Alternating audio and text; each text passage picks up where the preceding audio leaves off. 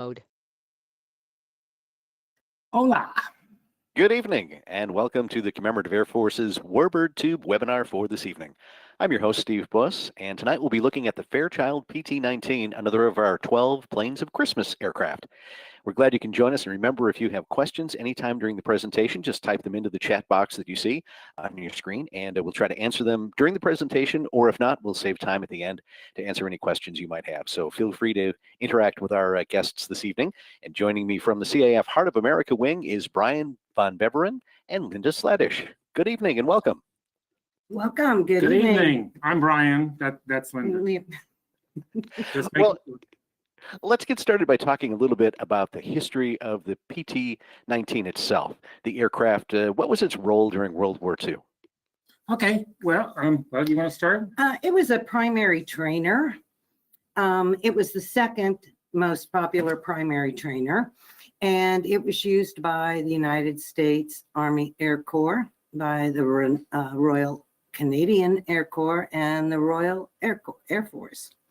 So that was its primary purpose. And the reason that it was a good plane to train on was because of its weight, its wingspan, and its maneuverability.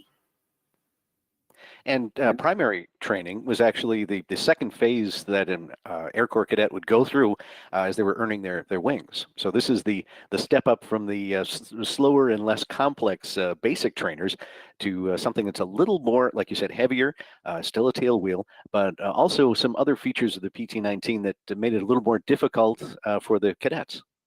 Actually, it's kind of the other way around. This was a PT primary. The first phase was learn how to march and salute somebody. And then once they figured out how to do that, then they'd move on to the primary trainers. The Steerman Biplane is the common one everyone knows. The PT-19 is less. It was almost as common, but it's way less famous than the Steerman was. In fact, they made so many of them, Fairchild couldn't keep up with the production. Fairchild are the inventors, we'll call it, of the PT-19, but the St. Louis Airplane Company and Aranca, who built all the Aranca airplanes, also produced them, and then some were actually built up in Canada, trying to keep up with production. And in fact, because I found this out, there were several versions of it. They couldn't even keep up with the engine production. They were building so many of them.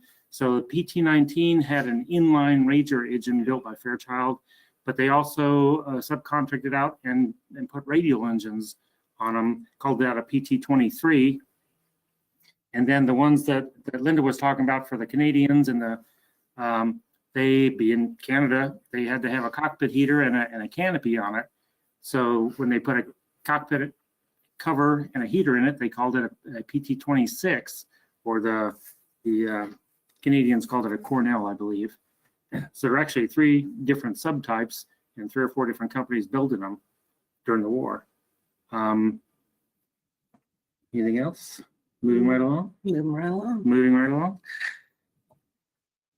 along. As the second most common primary trainer in the United States military, pretty much everybody Army-wise learned to fly on them. The Navy stuck with their radial engine Steerman biplanes because that more closely approximated a Navy airplane. But the Army wanted that sleek inline nose and the higher wing loading, more representative of something, say, like a P-51 or a P-40 fighter, because that was our frontline fighter in 1939-1940. So that's what they were looking for. And the PT-19s, they actually beat out 17 other designs to become the primary trainer, we'll call it. One of the famous groups that trained in PT-19s, the WASPs down in Sweetwater, Texas, used it as a primary trainer. And I don't know if you can see on our slide if it's close enough, but that's a WASP flying her PT-19 over Texas from the cover Life magazine, and it has Avenger Field stenciled on the front of it, which was the WASP training base down in Sweetwater. See if I can get a better shot. Note the Avenger Field stencil on the nose there. That's where the WASPs trained. And then, of course, they'd move on to the heavier more glamorous fighter planes, bomber planes, etc. One of the things I just found out this week, I've been Googling, that one of the first jobs before the WASPs were even called WASPs, there was a group called WAFs, WAFS, Women's Auxiliary Ferry Squadron. And one of their first jobs was actually ferrying PT-19s from the factory in Maryland to all the different Army bases across the nation. So kind of a PT-19 WASP relationships existed since the beginning of the WASPs, or before the WASPs. Right. More? If they want more. Do you want more? You want more? Of course they do. Of course. What do we get next? Oh, our PT-19. We have a PT-19. It's a B. It's an upgrade. It has a little bit more horsepower, 200 horsepower, which makes a difference in the summer heat. But our PT-19 was built in 1943. 1943. 43, Yeah. Accepted by the Army Air Corps and sent to Cimarron Field out west of Oklahoma City. So it spent the war down in Oklahoma training primary candidates. And Ours is an Aranca. oh, that's right. It wasn't even built by Fairchild. Ours was built by Yes, Aranca. Ours is built by Aranca. Mhm. And you want to take it from there? And in 45, I guess it was surplus. In 45, it was surplus, and it was bought by a gentleman out of Wellington, Kansas by the name of Nichols. Virgil Nichols.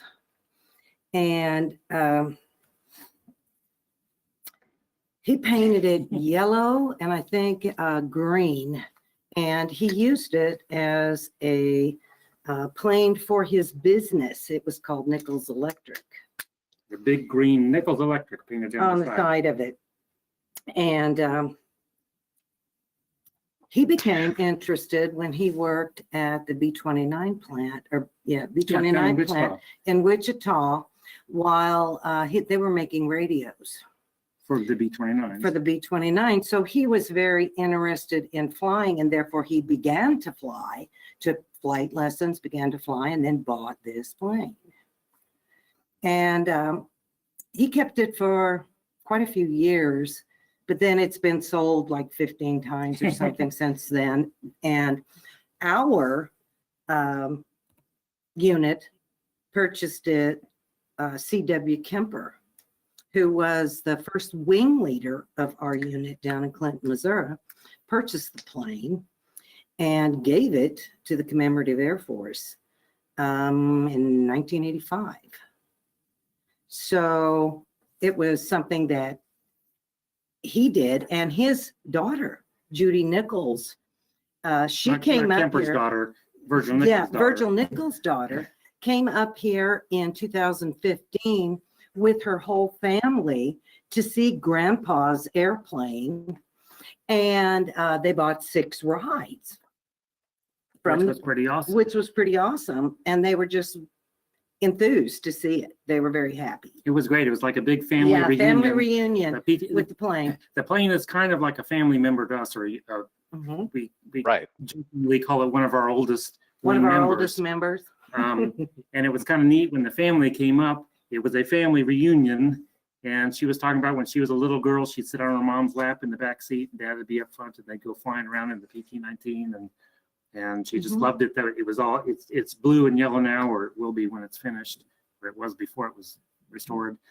But all her kids and the rest of the family were just it was just heartwarming to see, kind of like the World War II veteran reunions we do when we get someone from World War II come back out who hasn't seen a PT-19, or we also have a Steerman biplane. They see that and they start talking about that in the family. It's like seeing an old friend again. And this Sure. it was kind of heartwarming to see the family.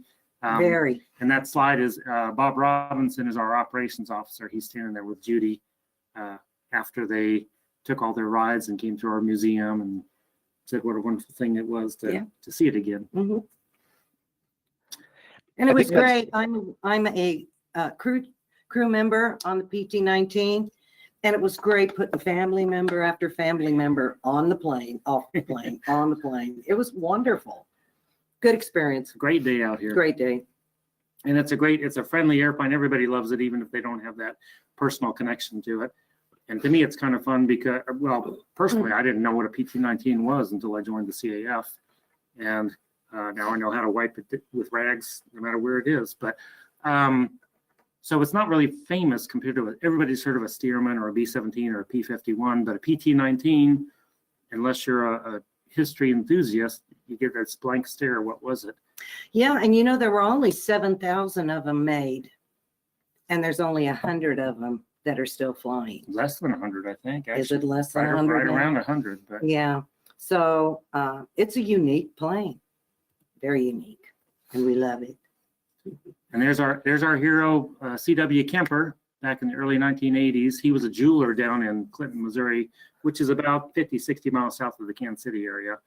And he bought the airplane because he was a history enthusiast and a flying enthusiast, and he flew it for a few years. And then in the mid 70s, we're based at what's called New Century Airport, which used to be the Olathe Naval Air Station.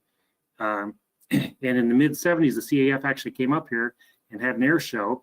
It was my first experience seeing a B-17 fly. I was 14 years old and couldn't have been more excited. But a couple of older gentlemen were here at the air show, and they thought, boy, that's pretty cool. We ought to have a CAF unit up here in the Kansas City area. And that was actually the genesis for, gee, how do we do that? They put an ad in the Kansas City Star. They recruited some people.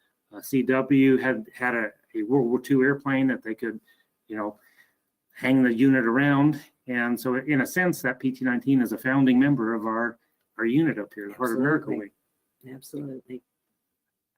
And I can tell by the way you both talk about the airplane that it is holds a very special place in your heart, and I'm sure in all the members of the unit. And it's not very many units that have an airplane and keep it flying for as long as you've been able to.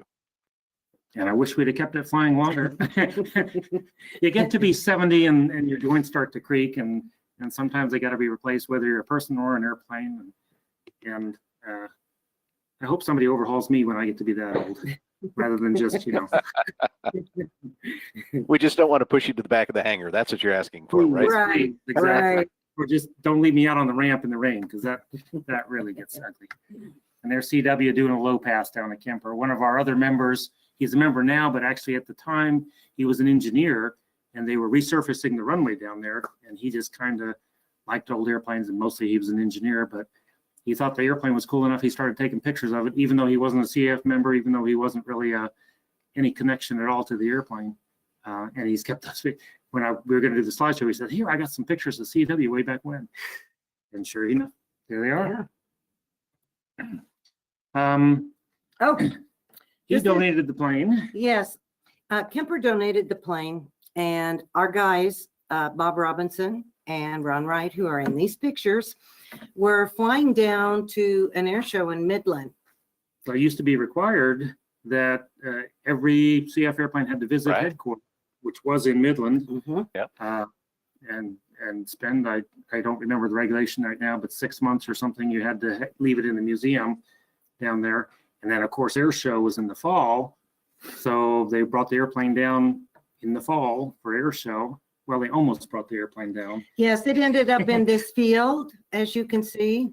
It ended up in the field, and they had individuals that helped them out of the field, and they ended up taking the wings off of it and transporting it back to Kansas City and putting it back together again and fixing the problem. I don't know how, well, you're probably more familiar than most people, but they're flying over Wichita Falls on the way down to Midland, and just got out of the no zone that's, makes the moon look like a garden spot, where there was nowhere to put an airplane down. And as they're flying along, Bob's in the back seat and he smells smoke, and Ron was in the front seat flying, and Bob said, "I think, we might have a problem." And the airplane's made mostly out of wood, so when you smell smoke in a wood airplane, it's a problem. Right. And Ron said, "No, I think we just maybe spilled some oil on the exhaust when we were fueling up last time." And Bob said, "No, I think maybe it's a little bit more than that." They said just about that time, the engine started seizing up and smoke came blowing out. And thank goodness they were just past the worst part. They were down by Big Spring, if you know where that is. Oh, yeah. Just east of Midland, just north of Big Spring. Bob said they came up from this place where there was nowhere to put it down to nothing but miles and miles of cotton field. And the cotton had just been harvested, so it was even better. So Ron did an awesome job putting it down with no damage. You can see right along with the furrows there. And Good. and they said somebody came over in about 10 minutes, and being Texas, a good old boy said, "Hey, I got some tools if you want to fix it." And they said, "Well, maybe let someone a little more expert look at it." And as Linda said, yeah, they wound up hiring a truck and taking the wings off of it and shipping it all. They didn't make it to Midland that year. They got this close. Right. We had to put it on a trailer and bring it back up to Kansas City. And then makes a good looking picture in the middle of a cornfield. I mean, I'm sorry, a cotton field, I think. But 'twas not meant to be. So then they put it on the trailer, made it into our newsletter. It was the highlight of the year. Nothing else really exciting happened like that. And then finally brought it back to Kansas City, took the engine off, overhauled it, put a new engine on. It's been flying, what's that, 15 years. And my slideshow is slideshowing ahead by itself. Hold on a second. Let's go back to the last slide. Let's go back to the last slide. Quit advancing here. Computers are taking over. Excuse me. But anyhow, so that was the one adventure they had going down to Midland. And then they tried, that was in 2000. And can I take the one 2005? You can take the one in I'm sorry, I don't mean to be 2005. hogging the camera Go time. You for can move away whenever you feel like. Anyway, we decided let's try it again in 2005. So I think he was a wing leader at our time. Jim Bond was one of our, is one of our active members. And Ron Wright again, maybe there's a common thread to this. Right there. To this. They flew down to Midland. They actually made it down to Midland, which was beautiful. And they thought, well, let's stop at Sweetwater on the way home, because that is where Avenger Field was, where the WASPs trained in PT-19s. So of course they get to Avenger Field and had a brake failure, and the pilot in command shall remain nameless. But as they taxi in, they've only got one brake, and it's Texas, so they got wind. So the wind would catch the airplane and spin. They put the brake on, and it would spin around. And as soon as it rolled out straight, they let the brake go and taxi back into the ramp. And depending on which pilot you interview, they either did 5 ground loops or 10 ground loops. But whichever one is true, we're claiming a record for most ground loops in a CAF airplane without damaging the airplane in one flight. So we haven't quite got the trophy printed up yet, but as soon as we do, we'll make sure and let you know to that newsletter. So obviously the plane has had some adventures Yes. and continues to. Anyways, moving right along, brought it home again. Actually, they got the brakes fixed down there and brought it home again, and it's been a performer ever since. That was all. It's like a computer has a mind of its own, which makes one of us. The airplane, everyone loves the airplane. It's a pretty airplane. It's fun to ride in. Just between you and me, it's probably the best ride in the CAF. Don't tell anybody, but the back of a P-51, it's cool. You know, it's a P-51 and B-17, you'll never get. That's my favorite airplane probably of all time. Even though you don't want to stand up in the radio room of a B-17 where you'll need to buy a new hat. I found that out the hard way. Just took it right off. But the 19, it's so comfortable, and the visibility is unsurpassed. It'd make an awesome camera plane if you were making a movie or something like that. Everyone loves it, even if they've never heard of a PT-19 before. By the time they're done with their ride, it's their favorite airplane. Truthfully. And we take it to air shows. This right here is at the downtown Kansas City air show. You can see Kansas City downtown in the background there. But every time we take it to display it at any show, it just draws a crowd like nobody's business. And The children really love it. And we sometimes, if the child is old enough, we let them sit in the cockpit, get pictures taken, does a lot of PR to allow the kids to do something in the plane. Whereas the larger aircraft, they just go and sit in it, but they can't sit in the seat and see the stick. you know, and the pedals, you know, I mean, they think they're in seventh heaven Sure. when they, so it's a big draw at air shows for that. And because of the way it's painted, people think that they are, honest to God, flying in a military aircraft, which Which it they are. was. It was, even legit though Warbird. it didn't see any service, it literally, they really feel like they're part of that. So that's why we left the Well, plane. and that's It the really CAF. allows us to communicate with all of the people that come in there to see it.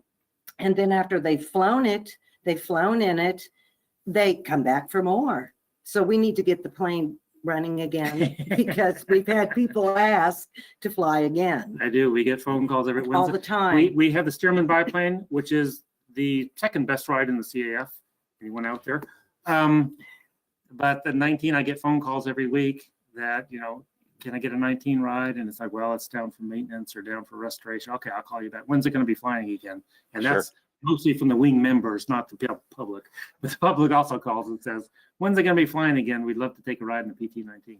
Exactly. So, Well, and I think the PT-19 itself is I would call it an intimate airplane because it's open cockpit, but yet it's not a huge airplane. I mean, the Steerman is a much larger airplane with obviously the two wings, but you really, as you mentioned, the visibility is unlimited. But when you're in the cockpit, it really does feel like you're wearing the airplane. It feels very comfortable, and I think maybe that's one of the appeals, especially of the PTs.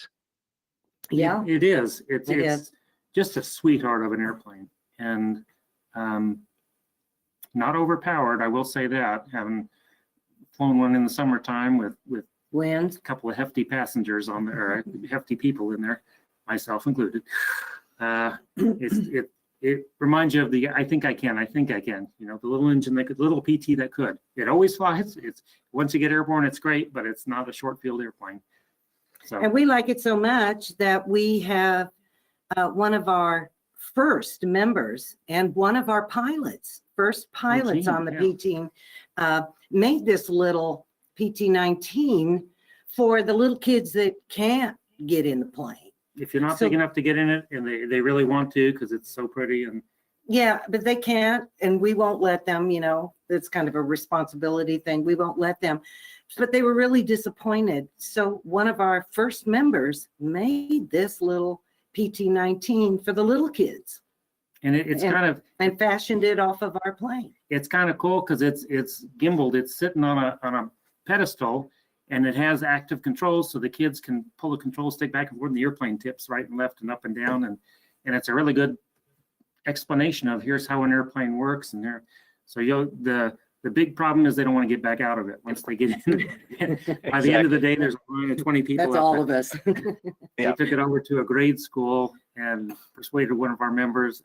It didn't take much persuading. Debbie's a great volunteer, but she came over and said, okay, once you run this, maybe a couple of kids will want to stop by and sit in it. She had a line for 2 hours. It was a grade school carnival, and the carnival shut down, and there was still a line for the PT-19 simulator. So she was there late, and we appreciate that. Thank you, Debbie. Hope you're out there.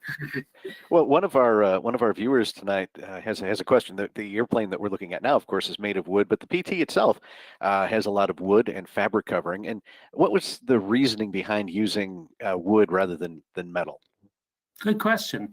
Because the war was coming. It was 1938, 1939 when the Army put out the competition for it. And one of the, I don't want to call it overriding, but a big factor in selecting the PT-19 was wood is what they call a non-strategic material. We had huge forests around the country, and there wasn't going to be a shortage of wood. They were afraid there might have been shortages of aluminum, which is primarily what you're building a B-17 or a P-51 out of. But the PT-19, except for a welded steel tube fuselage, is wood, so there was no fear of shortage. Plus, it wouldn't interfere with any of the combat airplanes building them. So the upside is we had more than enough material around the country to build as many PT-19s as you'd ever want. The downside is wood is subject to rot and decay more than maybe aluminum or steel, and so Linda was talking about how there's only 100 of them left flying. A large part of that reason is because after the war, when everything was dirt cheap and people would buy it, as soon as the wood started to rot, they'd just make a bonfire out of it and move on to the next airplane. So what did it cost when they bought it surplus? $1,200. About $1,200 you could buy a PT-19 in 1945 for.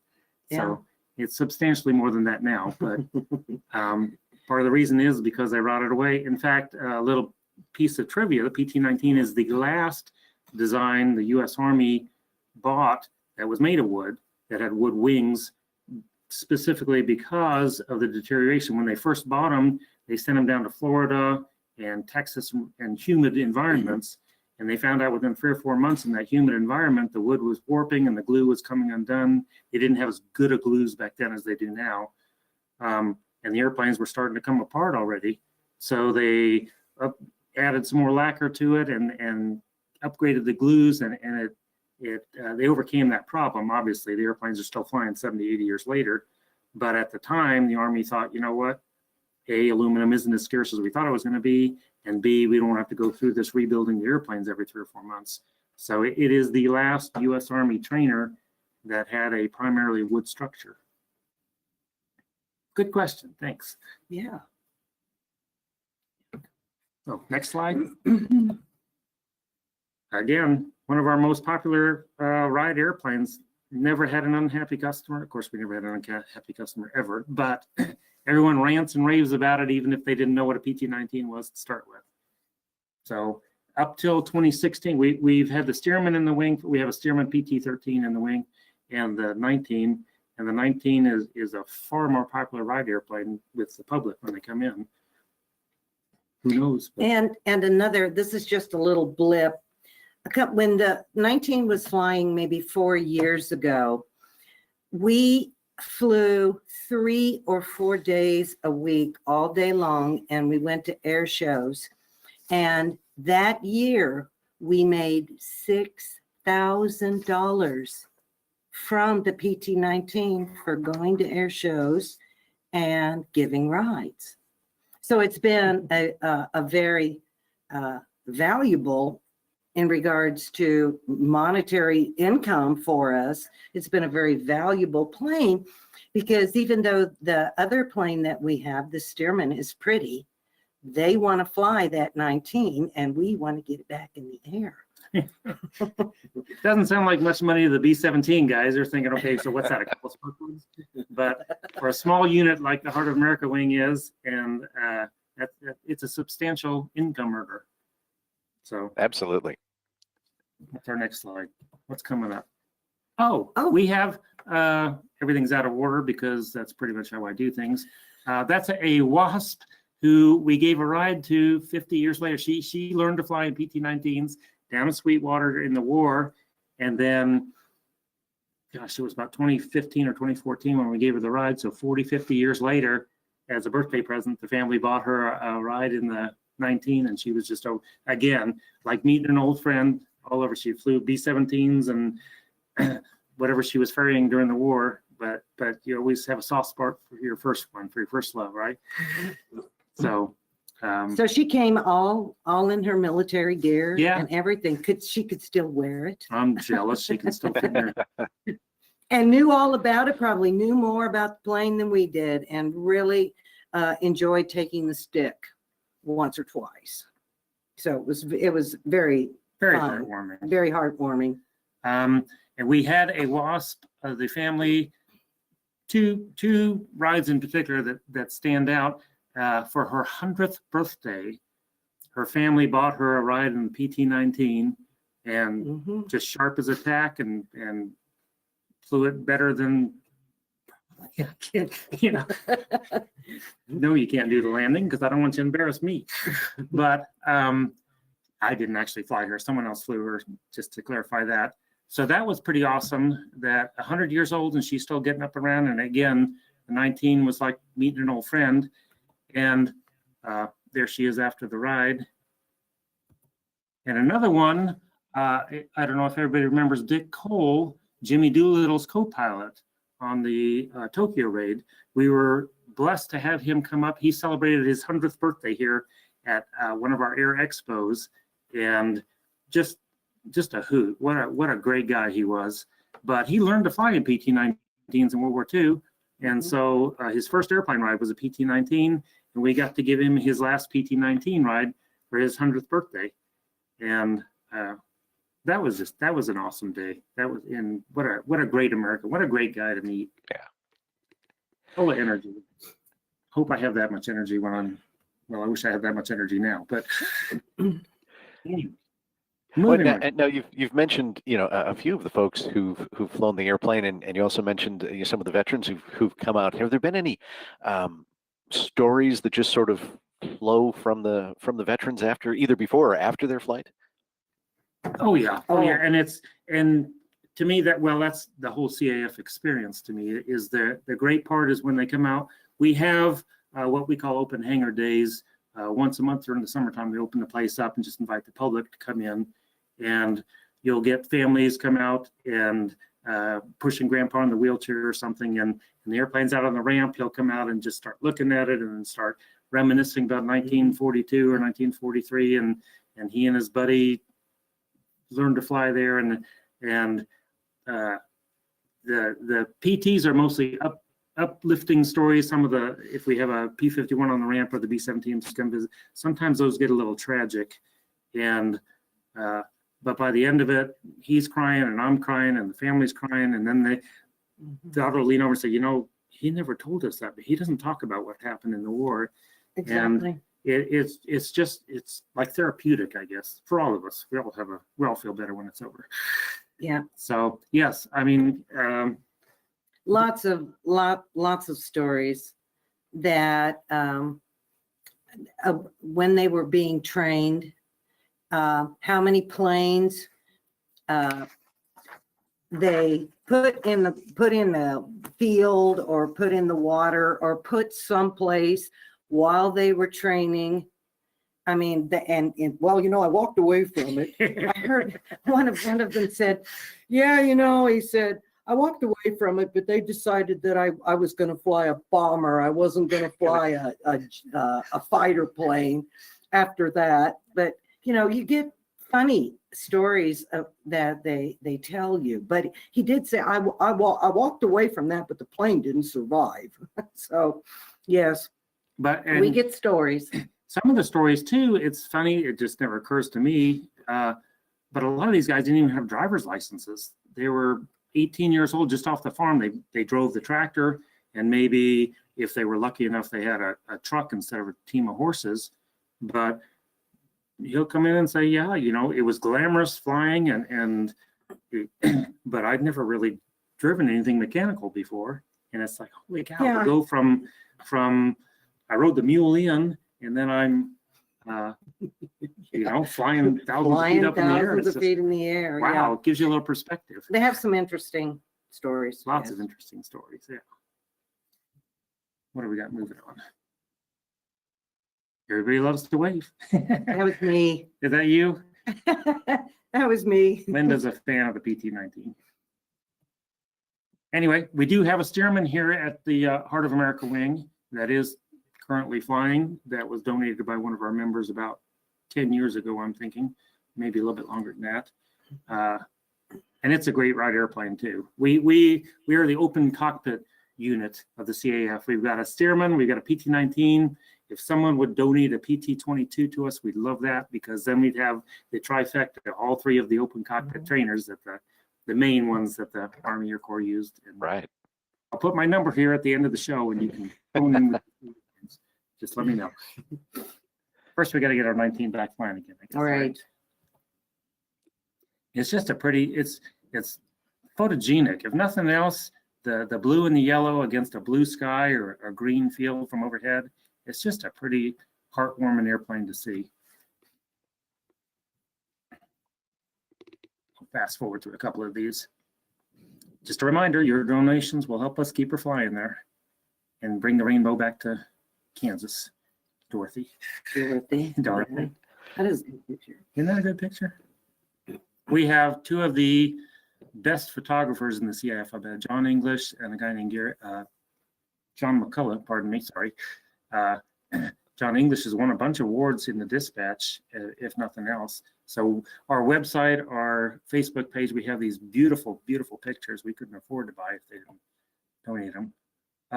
Just a reminder, our airplane is in the 12 Planes of Christmas campaign. We're number 10 this year, November 50481 from the Heart of America wing. That's the correct one to donate to.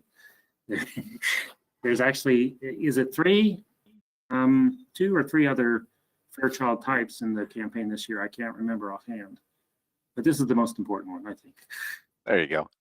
So as part of the 12 Planes of Christmas, and you alluded to it so far this evening, you're talking about the restoration. What is going on with the airplane itself? And of course, the all-important question, when will it be flying again? Tuesday. It'll be flying Tuesday. I do not know which Tuesday. I'm not sure what year, but it's going to be on a Tuesday. What's going on right now? Well, there's more beautiful Kansas mountains. Flat. No mountains here. And there's one of our happy volunteers polishing the tail of the airplane. Moving right along. Boy, you got a lot of pictures of airplanes. Restoration-wise, in 2016, we had a trim problem. The trim system on the airplane jammed when someone was trying to go fly it. And so maintenance dragged it back into the shop and started messing with the trim system. And while they were doing that, the trim, which balances the airplane front and back, it's an elevator trim, they happened to notice that there was some deterioration in the elevator. The hinges were loose and the rear spar of the elevator, which is all made, the horizontal stabilizer is made out of wood. The elevator itself is actually framed in metal, but the wood was deteriorating there. So we grounded the airplane. Subsequently, we had the IA come to look at it to give it an annual inspection, just an overall, hey, what's going on? What's our airplane really look like? And as you can see right there, he said there's some delamination. The structure of the 19 wings, it's box spars, what they call, they're built up spars, and then it's got wood ribs, and those are all covered with beautiful mahogany plywood, and then fabric over the top of that. If you ever look at it taken apart, it's a gorgeous piece of carpentry artistry. It's just absolutely beautiful, unless it's 70 years old and it's got some water damage and dried out and the glue's starting to come apart, in which case you get what you see right there. Delamination, that's that rear spar, the stabilizer. You can see the spar itself is cracked, the wood's dried out and cracked. So it's not hard to rebuild a PT-19. It's wood and glue, you glue and sticks together. Theoretically, it's just like the little model airplanes everybody made as a kid. However, it is manpower intensive. There's 1,000 of those little bitty sticks and a lot of skill that's involved in gluing them together in the right place in the right sequence. So there's a couple of small companies around the country that will actually rebuild something like that, but the manpower is just so expensive, we really couldn't afford to do that. So we're scrambling how to raise money to restore it, how to do that, how to get on the schedule for these little companies. And one of our members happened to be passing through Atlanta, and the Dixie wing is down at Peachtree City, which is a suburb of Atlanta, and he just stopped by the Dixie wing just to see what was going on and talk to him. And I don't know if you've ever been down to the Dixie wing, but it is Warbird Nirvana. It is the if there's any Dixie wing guys, hello. So in talking to them, they had some people who were between projects. They've got, I don't want to say for them, but I'll say dozens of mechanics. I've got one A&P here in the wing who does an awesome job. They have dozens of them. They live right next to Delta Airlines, so they get their overflow, I guess. But so our guy was talking to them and saying, we've got this project, this PT-19 that's in need of restoration. And their maintenance guy said, well, I have a bunch of mechanics who are in need of a project, and we'd like to show the young guys how wood and fabric airplanes are put together. So Bob said, boy, I can help you out. I'll give you a project. And they said, boy, I can help you out. I'll give you mechanics. And Actually, we do have a very long-term relationship with the Dixie wing as far as PT-19s. It was pointed out to me later when Dixie was first starting out back in the 1980s, they didn't have an airplane. And they found a PT-19 up in Ohio that was almost airworthy. And so they got it airworthy, but they had no one to fly it back to Atlanta. And apparently they called Kansas City, and C.W. Kemper, our first wing leader, said, sure. So he went to Ohio, picked up this airplane and flew it down to Atlanta. So Dixie wing and the Heart of America wing and PT-19s have been swirling around each other for 30, 40 years at least. But anyhow, so there's the butt end of one of our wing spars, and you can see, yeah, that's probably in need of a little bit of tender love and care. So what we did is we started taking parts off the airplane up here in Kansas City. The deal that we worked out, or the idea was basically we're going to send the yellow parts down to Atlanta and the blue parts we're going to keep home. So here in Kansas City, we're restoring the engine, the fuselage, the avionics, all that sort of stuff. The wooden pieces, which would be the wing, horizontal tail, vertical tail, we're going to send down to Atlanta. And so we've got, so here we are taking the whole thing apart. We had a hoist. We have a hangar, but we don't have any huge equipment. So maintenance improvising as they do, they got a chain hoist and hooked it around the top of the hangar, picked the airplane up and dropped it. Instead of taking the wing off of the fuselage, as our maintenance guy described it to you, he said, no, what I'm doing is I'm taking the fuselage off the wing so that you don't bend anything or damage anything.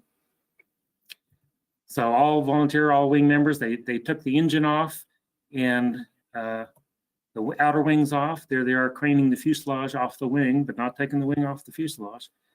There's some bolts that connect them all together. You really don't want to bend those bolts because they haven't made them since 1940 something, and made of unobtainium, they tell me. You just can't obtain them anywhere. And there, once we got it off, we had the wings and the fuselage all separated. We had to get it from Kansas City to Atlanta. Well, there's one of our maintenance guys. The PT-19 is very comfortable until you take the seats out. And then when you start getting into the fuselage without seats, it's really not a fun place to be. But bless his heart, he worked great. He's it's really not a fun place to be. But bless his heart, he worked great. He's actually doing the work on the fuselage, and right now he's cleaning up the firewall and riveting things back together there. But we loaded up our wings and wooden parts into a rental truck, and I'll give a shout out to Penske, because we went over and said we're just a poor CAF wing, and they said, you know what, we'll give you a huge discount. We like veterans, we like history, we like airplanes, and so they gave us the truck at a huge discount, and I appreciate that. Thank you, Mr. Penske. And we loaded them up here, and then we got down to Atlanta and we unloaded them, and the Dixie guys dragged them right into their shop and stripped the fabric off. You'll notice they also have, it says PT-26, but in the background of the slide there, they've got one peeking out of the hangar over there. I suspect part of their motivation for working on our airplane is their airplane's going to need restoration someday soon, and this way they got experience with PT-19s. So I don't mind being a guinea pig. But you notice the beautiful mahogany plywood that covers the wing. It also had a layer of fabric over the top of that, and they stripped that fabric off of there. So these slides are a little bit out of order. When interesting little piece, when they took the mahogany plywood off of the first wing, the right wing, you can see there's ribs, that the lengthwise spar and then the sideways ribs. They said the front ribs in front of the spar were all gone. Some animal had at some point in the past gotten into the wing and eaten all. I said, you mean there's no ribs, like the factory forgot to put it? He said, no, somebody got in there and ate these ribs away from the skin very carefully. Didn't damage the skin at all, but you can see little chew marks where the ribs used to be. So I guess it was time to restore the airplane. That's one of them said, you know, you picked a good time to take it apart. But there's no mouse nests, no droppings, no nothing in the wing. Just somebody got in there and ate all the ribs and then went home. So go figure. But anyway, they're doing an awesome job down there. They've had to basically turn themselves into a Fairchild factory as far as building jigs to put the ribs together, to build new ribs, to re-glue the wing spars. The spars themselves weren't in bad shape, but the glue was kind of deteriorated. So they had to work magic on that and get the spars back together. And then once they'd done that, they built these ribs from scratch. Once they did that, they got stringers and put it all together. And in the last couple of weeks, they just started putting the plywood back on the wings, on the right wing anyway. And again, it looks beautiful.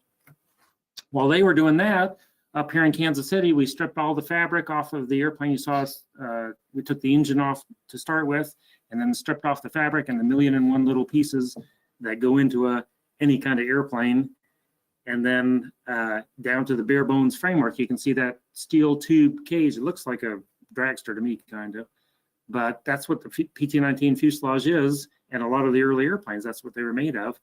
And so we took that all apart and then took it out to have it media blasted, and little rust and all the old paint off of it. And then I say sandblasters, and every time I do that, the maintenance guys hit me in the head, because it's not really sandblasting. You're not supposed to sandblast that stuff, because you'll ruin the temper on the metal. It's media blasting. So we took it to the media blasters, and they did their media thing. And then we got it back from them, and you have to paint it fairly quickly or it starts rusting again. So it's the fuselage frame has been painted. There's some metal fittings and tabs that need to be welded on. We fabricated all of those, and we're just waiting to put them back on the airplane. And then we're going to start putting all the avionics and the seats and the radios and the fuel selectors and all the 101 different things that make an airplane. It's amazing. You talk about it like, oh, we're just going to take it apart. Oh, we're just going to put it back together. But the devil's in the details. There's thousands of things you never thought of. And when you're working with a 75-year-old airplane for a company that's no longer in the airplane building business, it gets involved. And there's a lot of, everyone says, when's it going to be done? It's on Tuesday, but because you got 10,000 parts to put together, and I pull that figure out of my head, I bet there's even more than 10,000 parts. I can't say what Tuesday it's going to be. Or here we are out of order again. When they first took the wing, that's our right wing, and they're looking at the fabric saying, I don't think this is quite sound. We need to take this apart. And that's what they did. They ripped the fabric off, and then they ripped the skin off, and then they saw what was underneath and what needed to be replaced. And they've been replacing it, doing an awesome job. What's really interesting about this, I went down to Peachtree, or I should say, when I was coming back from Florida, we stopped in Peachtree to talk to these individuals. And they told me that the cypress wood that they use to build these parts in the wing have got to sit in water submerged for weeks at a time before they can bend these pieces to fit and to fit a mold. And it was just really amazing, because who would think that you would put something in water for weeks, and it was made of cypress wood.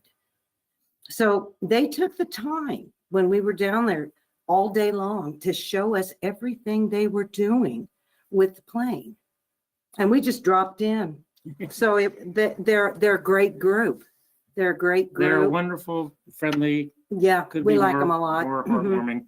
And what she's talking about in particular is you can see the rounded shape here on the bottom. The wingtip bow on the wings was rotten and needed to be replaced. And that's probably the most, to me, interesting engineering problem they had, how to make this new wingtip bow, because it's about 7 feet around, maybe 6 feet going around the rim of it. So they had to make a form. They had to soak this wood. They figured out how to take some PVC pipe, put the wood in there, add water, let it soak for a couple of weeks, and then bend it around this form. And I believe there's 7 or 8 different laminations that they had to laminate up this wingtip bow. And then when it came out, it's beautiful. The work they're doing is awesome.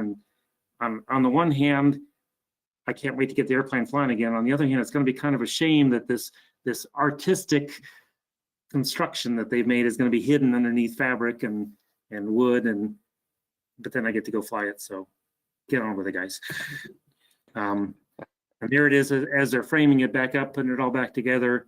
And they could tell you better than I can, but I'm thinking about 80% of it is new construction that Dixie's done for us there.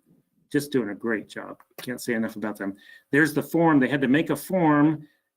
First, they had to figure out how to bend the wingtip, how they're going to make a new wingtip. Then they had to figure out what the form needed to look like. Then they had to manufacture the form, a jig to put it in. Then they had to soak the wood, and here they are. It takes 4 of them to bend the cypress laminations around that form, clamp it, glue it, and then clamp it, and then cross your fingers, take it out of the jig, and it came out perfect. It looks absolutely beautiful. And there they are framing it up some more. I just can't get enough pictures of the framework here. Another thing that you say, oh, we took the prop off and got it ready to go. Well, the propeller on the PT-19 has a metal, it's a wooden prop. To hook it to a metal engine, you got to have a metal hub. 70 years later, that metal hub deteriorates, so we had to take that off and take it. We sent it out to one shop. We sent our propeller back to Cincinnati down in Florida to have them overhaul it. And when it came back, it's a beautiful piece. I wish I could hang that on the wall at home, but it'll hang on the front of the airplane. It'll be beautiful. Our maintenance guy, Jim Stella, actually found period decals, 1940 vintage Fairchild PT-19 propeller decals. And so we got them printed up and put on it. So it will be as authentic and original as we can make it. I just think that's really kind of cool. Part of the big wooden thing that needs to be done still, do I have 2 of those or just 1? Nope, shout out to Aircraft Spruce. They're about 2 minutes down the road from Dixie Wing. That's one of my favorite parts when I went to visit. It's like, oh man, you don't have to mail order. You can just run down the thing and say, hi, give me one. So I'm jealous about that. I'm extremely jealous about a lot of stuff at the Dixie Wing. The center section of the wing, the PT-19 wing comes in 3 parts. There's a left wing, a right wing, and then the center section is about 11 foot wide. And that is the most little bitty sticks that need to be glued back together. The 2 fuel tanks reside inside of there. Because it's the center of the wing, everything drains down towards the middle. So 70 years worth of oil and dirt and debris and grease, the control surfaces, control sticks and the rudder pedals all bolt into that center section. It's a very complex piece. Well, maybe not complex, but many, many parts to it that all have to fit together.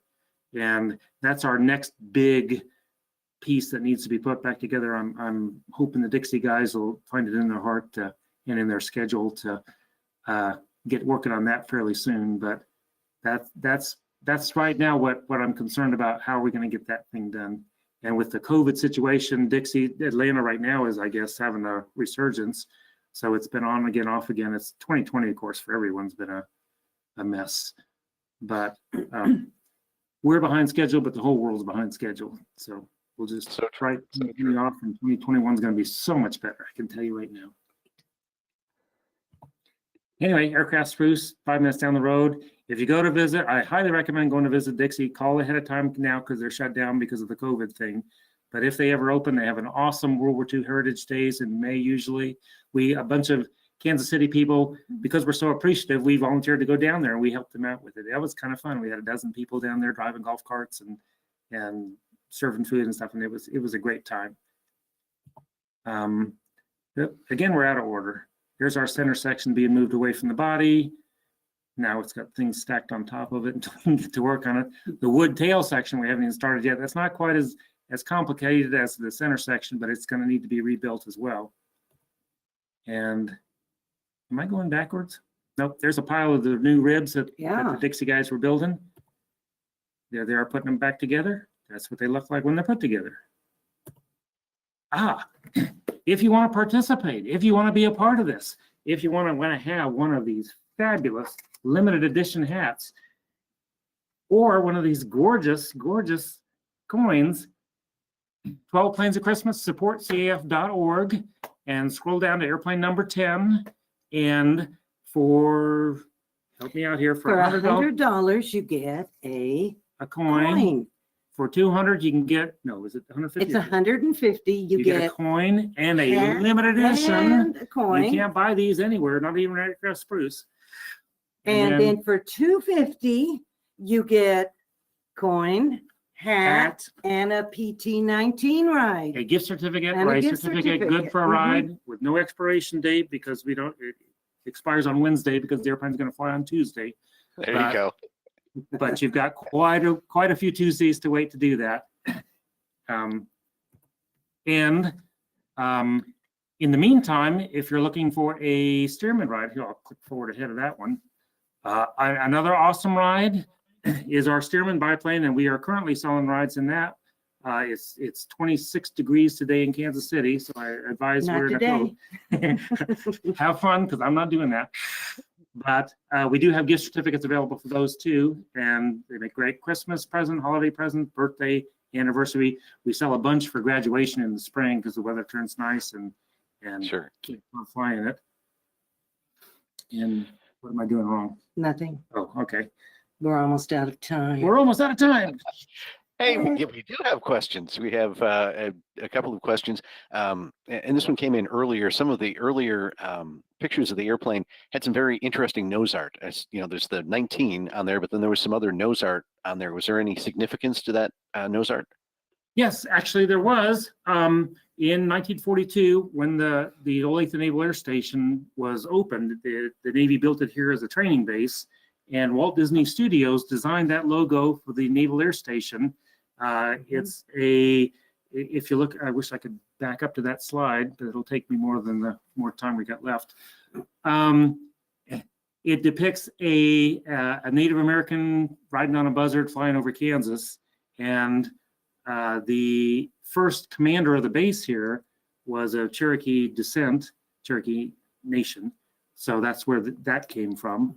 And the base used that logo as an insignia for years. Okay. The Naval Air Station, actually, it was a training base opened. The astronaut Senator John Glenn learned to fly here.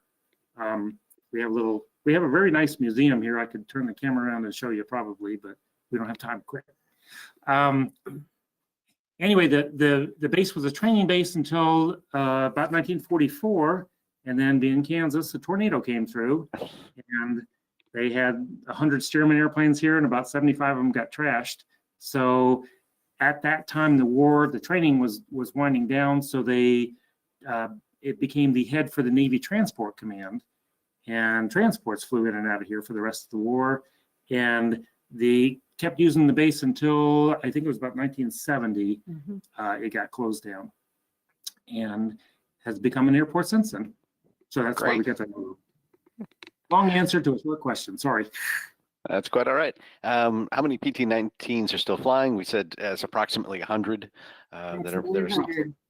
Yeah, out of the 7, you said about 7,000 that were built. 7,000 of them were built, and only about 100 of them are flying. Okay.